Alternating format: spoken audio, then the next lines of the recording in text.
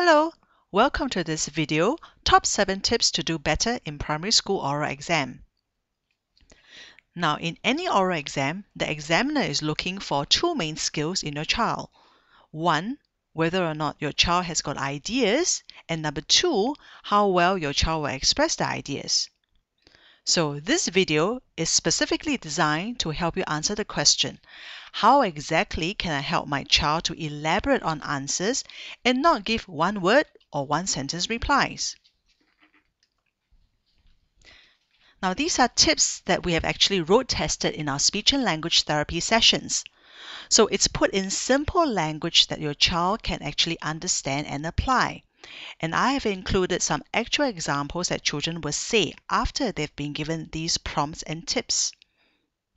So number one is to encourage your child to add some information about, okay, what is it that you do? So instead of just saying, yes, I like sports day, maybe to talk about what exactly he did. So he might include some information like, okay, I cheered for my class team. Okay, number two, encourage your child to add some information. Okay, how do you feel?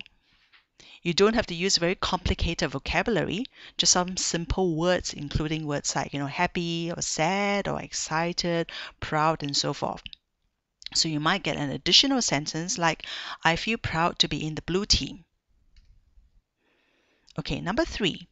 This is a simple way to make the sentences a little bit longer, just by adding some words such as, okay, blah, blah, blah, which is blah, blah, blah, blah, blah.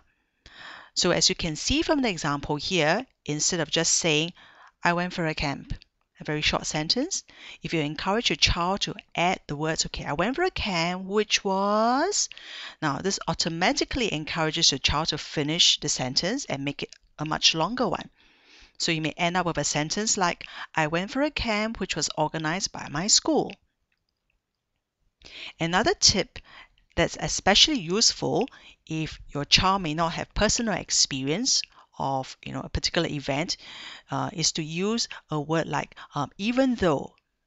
So if your child starts with the sentence, starting with even though I didn't take part in an event, I enjoy taking photographs of my friends on my handphone. So you get a lot more information in the sentence. Okay, next one, number 4, talk specific, not general. So encourage your child to think about what exactly it was, who exactly was involved, where exactly he went, and so forth. So you might end up with a sentence such as, when I go to Pasir Ris Complex to play badminton with my father, I have a lot of fun. So see, that makes the sentence much more interesting. It's something that the listener can visualize. And also because you encourage your child to think about a specific event and actual experience, usually he or she is likely to be much more engaged and show more enthusiasm, which will come across in the oral exam. Okay, number 5, you can encourage your child to think about the opposite, or why not, if this or if not. So when a student of mine, for example, was just talking about scuba diving, and he said, okay, when you go scuba diving, you must be alert. And he just stopped there. Now, if I give him the tip, okay, think about what's the opposite. So when you go scuba diving, you must be alert. And if you're not alert, what would happen? So he will end up with 2 sentences. When you go scuba diving, you must be alert. If you're not alert, you may run out of air. See, that makes it sound much more interesting. Now, number 6 is just to help your child get into the habit of talking about anything he knows, anything that he has heard of, anything he has seen on TV that's related, even if he doesn't have personal experience. So you might end up with, again, a few sentences, something like, okay, I've never been to China, but my friend went. He said the haze there was even worse than Singapore. All right, number 7. Now, this is different from a previous point, number 4, where we encourage a child to talk specific, mention exact names and so forth. Number 7 is more from the perspective of a parent or a teacher.